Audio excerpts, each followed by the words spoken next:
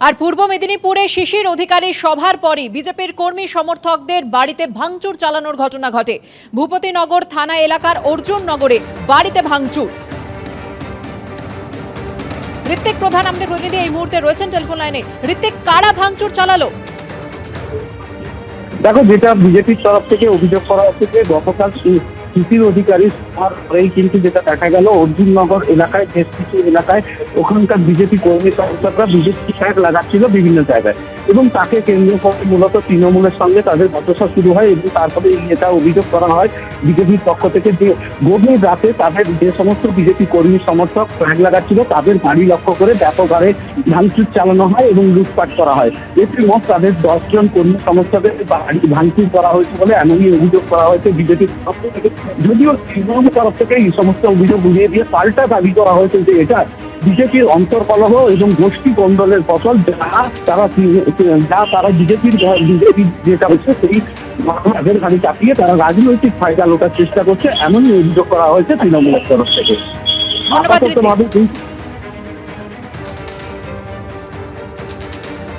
ভাঙচুরের ঘটনা ঘটেছে ভূপতিনগর থানা এলাকার অর্জুন নগরে। পূর্ব মেদিনীপুরে শিশির অধিকারী সভা ছিল, আর সেই সভার পরই এইভাবেই বাড়ি ভাঙচুর করা হলো বিজেপি কর্মী সমর্থকদের।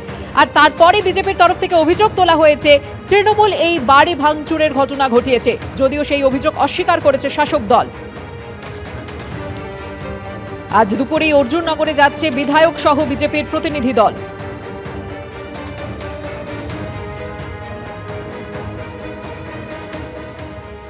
পরে খবরে নজর দেব। যে ঘটনা ঘটেছে তা বাঞ্ছনীয় নয়, আলোচনা মিটিয়ে নিলেই ভালো হতো। জুনিয়র ডক্টরস ফ্রন্টের ভাঙন নিয়ে মন্তব্য চিকিৎসকদের একাংশের। তাঁদের আশা অটুট থাকুক জুনিয়র ডক্টরস ফ্রন্ট, আগের মতোই চলুক আন্দোলন। আন্দোলন থেকে সরবেন না, নিজের মতো করে আন্দোলন করবেন বলে জানিয়ে দিয়েছেন অনিকেত মাহাতো। দাবি করেছেন নিহত চিকিৎসকের বাবা। নিচ্ছেন না রাজ্য সরকারের সিনিয়র রেসিডেন্টশিপ পোস্টিং, শুক্রবার সাংবাদিক বৈঠক করে ঘোষণা করেন অনিকেত মাহাতো। আগের দিনই এক্সিকিউটিভ কমিটি তৈরি নিয়ে মতভেদে ছেড়েছেন জুনিয়র ডক্টরস ফ্রন্ট।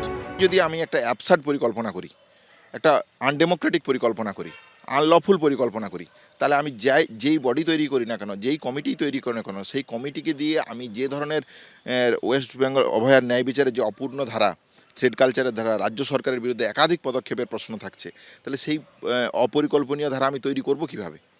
তাহলে এই জায়গাটাকে মতভেদের জায়গা যখন চূড়ান্ত রূপ নেয় তখন আমি পদত্যাগপত্র পাঠাই এবং পদত্যাগ করি। আমরা অত্যন্ত হতাশ হয়েছি। আমরা শুধু এই আন্দোলন আজকে প্রথম নয়, আমাদের অনেক মতনৈক্য হয়েছে, অনেক মতবিরোধ হয়েছে, সেগুলো আমরা বসেই আলোচনা করেছি এবং তার সলিউশন আমরা বাইর করেছি। সেখানে হঠাৎ করে অনিকেতদার মতো একজন সামনে থাকা নেতৃত্বের হঠাৎ করে এরকম পদত্যাগ দেওয়া আমরা অবাক হয়েছি। আপনারা জানেন এতদিন ধরে ওয়েস্ট বেঙ্গল জুনিয়র ডক্টরস ফ্রন্টের যে আন্দোলন সেটা এইভাবেই পরিচালনা করা হতো।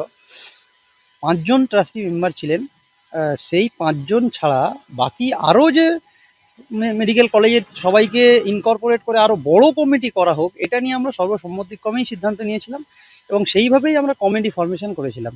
এবার সেটা কিভাবে এই ট্রাস্টের সঙ্গে সংযোগ স্থাপন করবে সেটা নিয়ে মতনৈক্য হয়েছে, তো সেটা আমরা বসে মিটিয়ে নিতে পারতাম, কিন্তু সেটা থেকে একেবারে পদত্যাগ করার যে সিদ্ধান্তটা আচানক, এটা আমরা হতাশ হয়েছি এবং আমরা অবাক হয়েছি। অনিকেত মাহাতোর পদত্যাগ নিয়ে সরব হয়েছেন নিহত চিকিৎসকের বাবা, সরব হয়েছে চিকিৎসকদের একাংশ। অনিকেতের সঙ্গে আমার সরাসরি কথা হয়েছে এবং সে বলেছে যে আমি কাকু আন্দোলনের সঙ্গে থাকবো। আমি হয়তো ক্ষমতায় থাকবো না, কিন্তু আন্দোলনের সঙ্গে এবং WBJDর সঙ্গে আমি সবসময় আছি। ক্ষেত্রে কি আন্দোলনে কোনোভাবে একটা দুর্বল হয়ে গেল না আপনার কি? না, এটা আন্দোলন আরো করতে হবে, আরো মানুষকে একটা আমরা যদি আদালতে কোনো পজিটিভ কিছু পাই অবশ্যই মানুষ আবার ঝাঁপিয়ে পড়বে এবং আন্দোলনে আবার অংশগ্রহণ করবে। আমরাও বোঝানোর চেষ্টা করব ওদের যে আমরা একত্রিত হয়ে একসঙ্গে লড়াই করতে হবে। লড়াইটা খুব কঠিন, একসঙ্গে না থাকলে হবে না, আমরাও বোঝাবো ওদের সেটা। ও হয়তো বাধ্য হয়ে West Bengal junior doctors front ছাড়তে এক প্রকার বাধ্য হয়েছে। ডাক্তার অনিকেত মাহাতো কিন্তু প্রথম দিন থেকে এবং তার কিছু সহকর্মীদের নিয়ে এই যে অভয়ার মৃত্যুকে যে আত্মহত্যা বলে চালানোর চেষ্টা করেছে রাজ্য সরকার, সেটার বিরুদ্ধে লড়ে কিন্তু এটা যে একটা পরিকল্পিত হত্যা, সেই লড়াইয়ে কিন্তু একদম আপোষহীনভাবে ও থেকেছে। চিকিৎসকদের একাংশের মতে আলোচনার মাধ্যমে বিবাদ মিটিয়ে নিলে ভালো হতো। এই যে এখন যে পরিস্থিতিটার উদ্ভব হয়েছে, এই বিষয়গুলি যদি WBJDF তারা যদি নিজেদের মধ্যে আলাপ আলোচনা করে এটাকে মিটিয়ে নিতে পারতেন, সেটাই ছিল সবচেয়ে কাঙ্ক্ষিত, সেটাই হচ্ছে এই আন্দোলনের পক্ষে সবচেয়ে শুভ হতো। আমরা আশা করব, আমি অত্যন্ত আশাবাদী এই ব্যাপারে, যে জুনিয়র ডাক্তাররা তাদের সংগঠনের অভ্যন্তরের যে সমস্যা তারা মেটাতে পারবেন। তারা অত্যন্ত অতীতে অনেক বড় বড় সংগ্রাম আন্দোলন করেছেন। সন্দীপ সরকার, জিলাম করঞ্চাই ও সুকান্ত মুখোপাধ্যায়ের রিপোর্ট, এবিপি আনন্দ। মালদার চাঁচলে শুভেন্দু অধিকারীর সভা শুরুর কয়েক ঘন্টা আগেই মঞ্চ থেকে শুভেন্দু অধিকারীকে মালদার মাটিতে পা না দিতে দেওয়ার হুঁশিয়ারির সুর শোনা গেছিল মালদা জেলা তৃণমূলের সভাপতি আব্দুর রহিম বক্সির গলায়। আর এবার চাঁচলের সভা থেকেই পাল্টা জেলা তৃণমূল নেতাকে নির্বাচনে জিততে না দেওয়ার চ্যালেঞ্জ ছুড়লেন বিরোধী দলনেতা শুভেন্দু অধিকারী। সব মিলিয়ে সরগরম মালদার রাজনীতি। আমরা তোমাকে চ্যালেঞ্জ করছি, আমরাও তোমাকে দেখে নিব যে তুমি কি করে মালদার বুকে বিচরণ করছো, চলাফেরা করছো। বড় বড় কথা, 6 ফুট লম্বা, এখানকার মুখ্যমন্ত্রী হয়ে গেছে রহিম বক্সি। কলম বাগানে আয় দাঁড়িয়ে আছে। চ্যালেঞ্জের পাল্টা হুঙ্কার, হুঁশিয়ারির পাল্টা হুঁশিয়ারি। শুভেন্দু অধিকারীর সংকল্প সভা ঘিরে এভাবেই পারদ চলল মালদার রাজনীতি। শুক্রবারে হাইকোর্টের অনুমতি নিয়ে মালদার চাঁচলে সংকল্প সভা করলেন বিরোধী দলনেতা শুভেন্দু অধিকারী। আর এর কয়েক ঘন্টা আগেই হুঁশিয়ারি দিলেন মালদা জেলা তৃণমূলের সভাপতি আব্দুর রহিম বক্সি। আগামীকালকে বিরোধী দলনেতা চাঁচলে আসছেন, তিনি খবর দিচ্ছেন রহিম বক্সি নাকি বলেছে যেখানে মাটিতে পা রাখলে পা রাখতে দেওয়া হবে না বিজেপিকে। কি করে মালদার বুকে মালদার বাঙালি প্রজাই শ্রমিককে খুন করে এসে তুমি মালদায় ঢুকবে? আমরা তোমাকে চ্যালেঞ্জ করছি, আমরাও তোমাকে দেখে নিব যে তুমি কি করে মালদার বুকে বিচরণ করছো, চলাফেরা করছো। আমি এখানে তৃণমূলের অবজারভার যখন ছিলাম, আমার গাড়ির দরজা খুলতো, কেউ নেবে না, বলছে মালটা চোর, দাদা একে নেবেন না।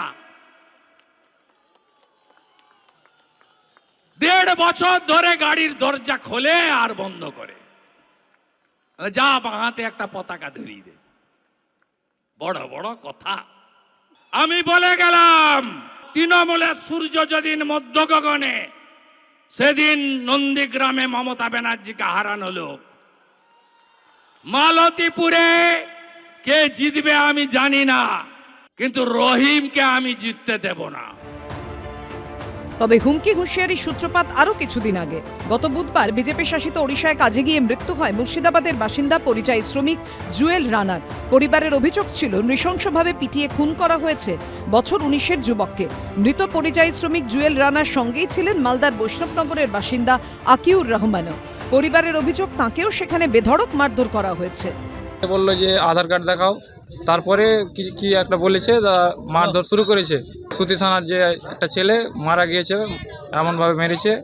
আর জুয়েল রানা আর আমার ভাই যেটা আছে ও বেঁচে আছে কোন রকম।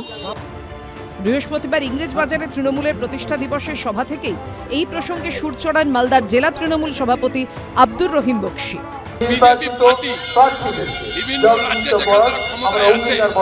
বাঙালিদেরকে ধরে ধরে মারছে, মেরে মারছে। বন্ধ না হয় তাহলে সত্যি শুভেন্দু অধিকারীকে মালদার মাটিতে নামতে পরিবাররা নামতে দিবে না। তৃণমূলের জেলা সভাপতি জানেন না যে কার রাজনৈতিক ক্ষমতা কতটুকু। উনি এমনভাবে কথাগুলো দীর্ঘদিন ধরে বলেন যেন মালদা জেলা যেন ওনার পৈতৃক সম্পত্তি। উনি এখন তৃণমূলের কেষ্টমণ্ডল হওয়ার চেষ্টা করছেন। যত ওনারা এরকম কদাচিৎ ভাষায় ব্যক্তি আক্রমণ করবেন, তত তাদের মতো একটা নিম্ন রুচির দলে তাদের নাম্বার বাড়বে। তারা যে বলেন যে বিভিন্ন রাজ্যে বাঙালিদের উপর অত্যাচার হচ্ছে, এগুলো সর্বৈব মিথ্যা কথা। সব মিলিয়ে বিধানসভা নির্বাচনের কয়েক মাস আগে সরগরম মালদার রাজনীতি। অভিজিৎ চৌধুরীর রিপোর্ট, এবিপি আনন্দ, মালদা। এবিপি আনন্দ, এগিয়ে থাকে, এগিয়ে রাখে।